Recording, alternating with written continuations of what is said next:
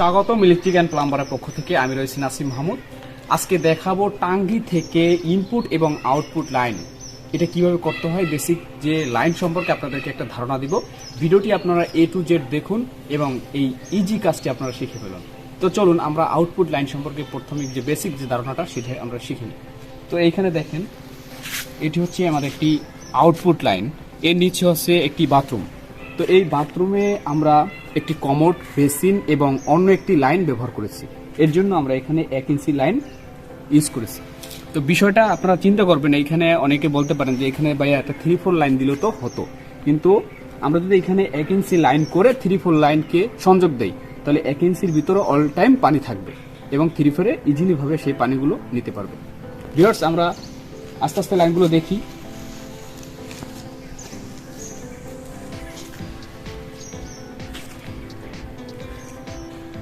Viewers, আরেকটা জিনিস আমরা ভুল করি, সেটা হচ্ছে আমরা এই পাইপগুলো আমরা ছাদের সাথে সংযোগ দিয়ে দেই।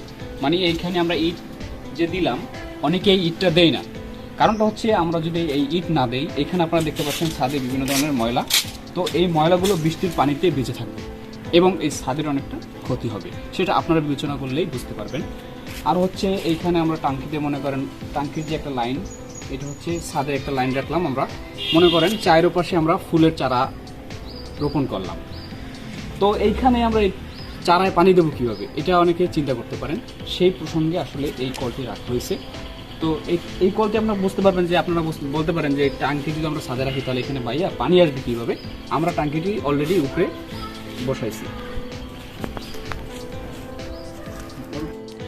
ভিউয়ার্স, এরপরে দেখেন, আমরা মনে করেন এই সাইডে এইটা একটা আউটপুট লাইন, আর এটা হচ্ছে আউটপুট লাইন, ওটাও হচ্ছে আউটপুট লাইন। তো এই আউটপুট লাইনটি সম্পর্কে আমার একটা ধারণা থাকা উচিত, এবং যারা এই প্লাম্বিংয়ের কাজ করেন তারা অবশ্যই বুঝবেন ভিডিওটি দেখার পরে। আমরা দুইটা কাজ করি, ইলেকট্রিক অ্যান্ড প্লাম্বার, দুইটা। আমার চ্যানেলের নাম হচ্ছে ইলেকট্রিক অ্যান্ড প্লাম্বার। তো এইখানে আপনাদেরকে বুঝাবো, আমরা মনে করেন এই যে লাইনটা, এই লাইনটা যদি কোনো সমস্যা হয় তাহলে এখান থেকে ইউনিয়ন দিলাম, এই ইউনিয়নটি খুলে আমরা সমস্যার সমাধান করতে পারবো। তো এখানে একটা গ্রেড বাল্ব দেওয়া উচিত ছিল, কিন্তু মালিক পক্ষ এখানে গ্রেড বাল্ব দিবে না। আর এটা হচ্ছে মেইন লাইন, তো এই মেইন লাইন আমরা একটা গ্রেড বাল্ব দিয়ে দিলাম, আর এখানে একটা ইউনিয়ন দিলাম, যে মেইন যে লাইনটা সেটা আমরা খুলে ফেলবো। খুলে ফেলার পরে আমরা বাদ বাকি যে কাজগুলো করতে পারবো। এবং এইখানে আমরা এই ইউনিয়নটি যদি আমরা এইখানে দিতাম তাহলে এই ইউনিয়নটি খোলার পরে আমাদের পানি সম্পূর্ণ ট্যাঙ্কি থেকে নেমে যেত। এর জন্য আমরা এই যে গ্রেড বাল্বটি এখানে দিলাম এবং ইউনিয়ন দিলাম এখানে। আমাদের কোনো ধরনের সমস্যা হলে এই গ্রেড বাল্ব বন্ধ করে ইউনিয়নটি খোলার পরে এখান থেকে পানি আর নামবে না। ভিউয়ার্স, এখানে দেখতে পাচ্ছেন আমাদের এই সম্পূর্ণ কাজের যে ফিটিংস সম্পর্কে একটা ধারণা দেওয়ার চেষ্টা করব।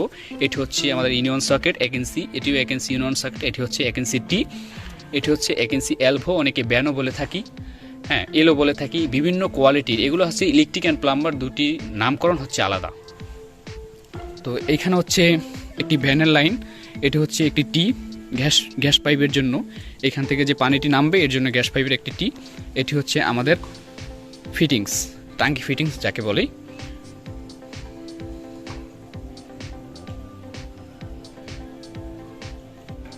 ভিউয়ার্স, এটি হচ্ছে ওভারফ্লোট লাইন। তো আমাদের টাঙ্কি বোঝাই হয়ে গেলে তাহলে পানি ওভার হবে কোথা থেকে, এটি অনেকেই প্রশ্ন করতে পারেন। তো এই ওভারফ্লোট লাইনটি আমরা করছি 3-4 দিয়ে। পানিটা ওভার হলে সরাসরি পানি বের হবে। এবং ইনপুট লাইন, এই হচ্ছে ইনপুট লাইন। ইনপুট লাইন কিন্তু 1 ইঞ্চি দিয়ে করা হয়েছে। হ্যাঁ, এখানে আপনার টাঙ্কির ঘায়ে লেখা থাকে যে আমাকে 1 ইঞ্চি দিয়ে ঢুকান, 1 ইঞ্চি দিয়ে বের করুন এবং আউটপুট করুন 3-4 দিয়ে। হ্যাঁ, দেখতে পাচ্ছেন। আর এখানেও কিন্তু একটি নিচে আপনার সিং আছে, এর জন্য এখানে একটা লাইন গেছে, এখানেও একটি ইউনিয়ন দিলাম। এখানে গ্রেড বাল্ব, আমরা যে কোনো জায়গায় আসলে গ্রেড বাল্ব দেওয়া উচিত, কিন্তু মালিক পক্ষ যদি না দেয় তো আমাদের কিছুই করার থাকে না। আর এইখান থেকে একটা হচ্ছে ইনপুট, একটা হচ্ছে আউটপুট লাইন।